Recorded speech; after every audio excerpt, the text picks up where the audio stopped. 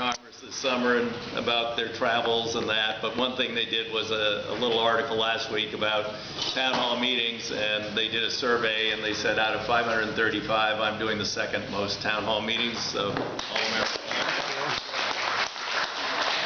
So here I am. I'm going to talk quickly about a couple of things that went on just before Congress left Washington. I guess it's probably 3 weeks ago now.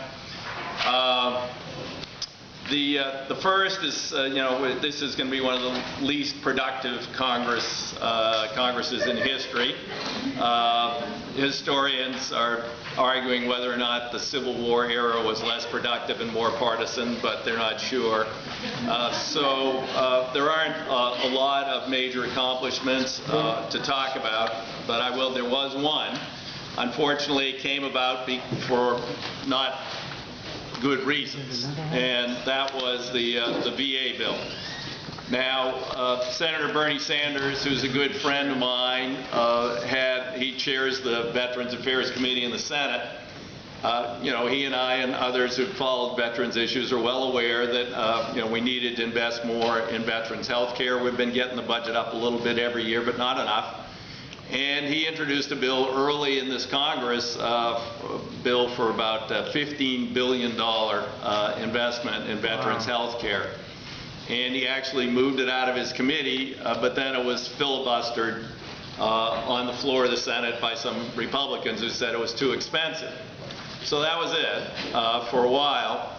And then, unfortunately, this scandal came about or was revealed in Phoenix, where they were not meeting the wait time standards for veterans to get into appointments, and they basically started altering files, dropped people off the lists, to the point where some people who had called for care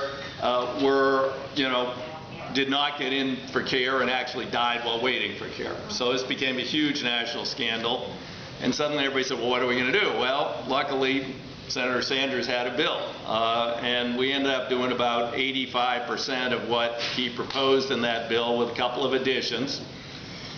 The bill, first and foremost, we got a clean house in the management of the VA. It's been a difficult and unresponsive bureaucracy during my entire time in Congress. I'll give two examples. I got money almost 7 years ago, about 7 years ago this fall, to build a new, dramatically expanded community-based outpatient center here in Eugene, because the one we're in, is oversubscribed, and people are having to wait because they can't even hire and bring in more clinicians because there's no room. So we've known this for about 10 years, and so 7 years ago I got the money, but it took the VA 6 years and a half to break ground, and it was an incredibly frustrating experience. I tried to deal through the regional office. Our regional administrator was useless, and then I went to the national office and tried to get them to move this process along. They have different designs, different sites. It went on and on and on. I tried to talk to General Shinseki, and he wasn't available. He couldn't make time to talk to me about the problem. So then a few years ago, the same regional administrator tried to downgrade the Roseburg Hospital. And Senator Wyden, Senator Merkley, and I all got involved in this case to push back against her downgrading the Roseburg Hospital. And again, we tried to get in to see Shinseki. Now it's not just me, it's two senators and a congressman, and again, he couldn't make time. So he basically was in a bubble. Now I'm not saying all the problems came from Shinseki. I think many of them predate him, but they certainly got worse during his time. And so when the Phoenix thing came along, I was one to ask for his resignation, and in the end he finally did the right thing and resigned.